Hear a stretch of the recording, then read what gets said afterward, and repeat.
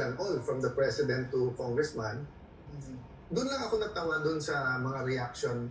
I expected reactions from the left to right, from wow, ang ganda to ang sama nung propose. But I didn't expect yung what? Resign kayo para hindi kayo makasuhan? What? Pakakawalan na lang para hindi kayo check. Sandali lang, baliktad.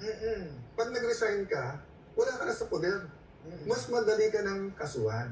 Right. But that's for me an example of the fake news and yung pag sinabi ng isang legal luminary, sinusunod na nung iba without thinking or without saying na sandali lang, yung legal luminary na yun or yung political consultant na yun, partisan pala. Oo. Di ba?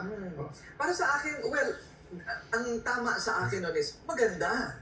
Maganda. If I could flick my finger and undo everything.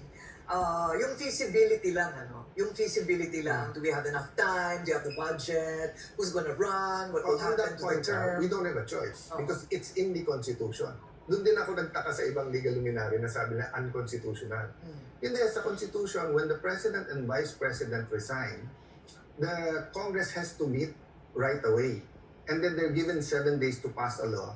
Then they have to call an election not earlier than 45 days, not later than 60 days. Pwede na nila isama sa law na yan, na hindi lang President at Vice, Senator na lang at Congressman.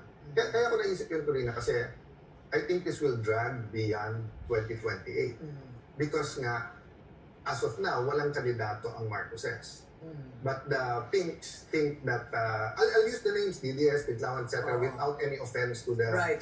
Ganun naman talaga yung totoong salita ng I mean, if this was the US, I'll say Democrats, Republicans, but since sa atin very loose yung coalition. So the Marcos supporters, so far walang kandidato.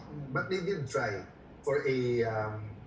to change the Constitution, di ba, yung People's Initiative, okay? The Pinks think that nakabalik sila, it's our turn. If you take out Sara, kami na yan.